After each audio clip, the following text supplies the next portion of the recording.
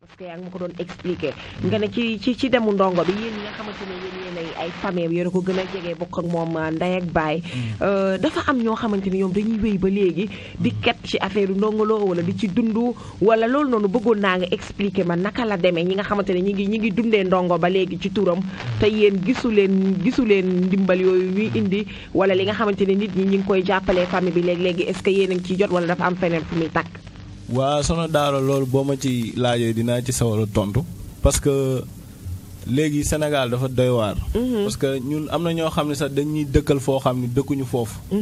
parce que ñu bëri dañuy yaakaar ni famille Ndongo Lo dañoo pauvre. dañoo ñàkk. ak Sëñ Saaliw ndax am na ñoo xam ne tey dañuy dem si borom doole yi di ñu mbuboo naan waaw famille Ndongo Lo laa bëgg a defal lii famille Ndongo Lo laa bëgg a defal laa ba sama yaay bi muy dund am na ku ko photo woon.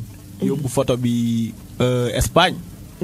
di yalwaanal famille Ndongo Lo ba benn fan su Ndongo Lo moo gis photo bi nangu ko téye waa ji woo sam papa. jour boobu bi muy woo sam papa maa ngi toog. mu ni ko kii seen photo la yor yaa ngi maire bi di leen yalwaanal fii waaye mu ngi nii ma téye. da ngay seet loolu. waaw barki Sëñ Saaliw.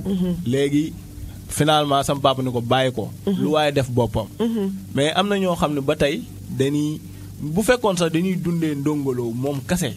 maanaam Ndongo Lo moom Ndongo Lo ñëpp la.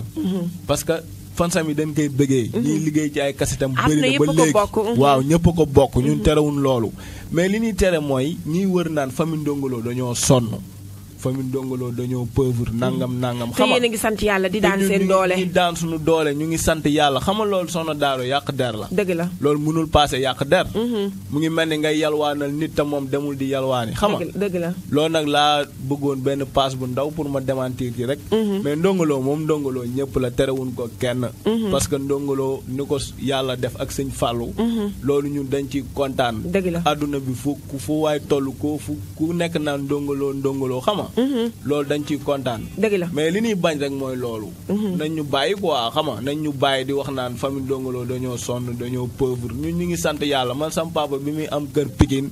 boobu Pikine ñu bëri dëkkagun fa. dëgg la te dafa jënd kër tabax ko. am na ay mbër yu bëri yoo xam ne suñu kër lañ daan añee. boobu xale la mais dañ daan ñëw foofu di ma fa fekk.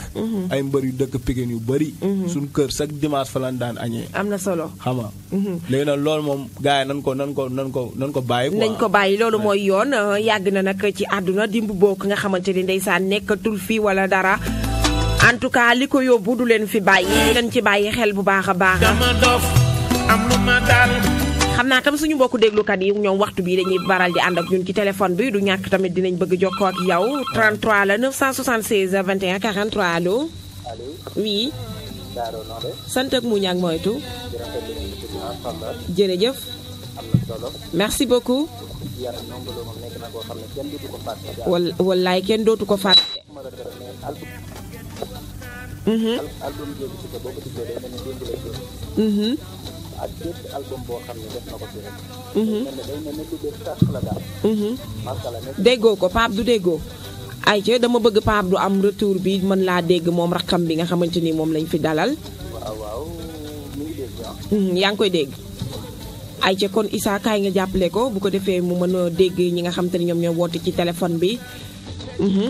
waaw maanaam boo ko déggee rek baax na. am na waaw continuer man maa ngi lay dégg. waaw am na solo trop macha allah. nekk na koo xam ne ñu nit ñoo daal war nañ ciy roy bu baax. waaw di nuyu gars yëpp ñoom Cheikh Diouf. di José Ba gars yëpp daal. merci beaucoup. ayca ñu gërëm ko.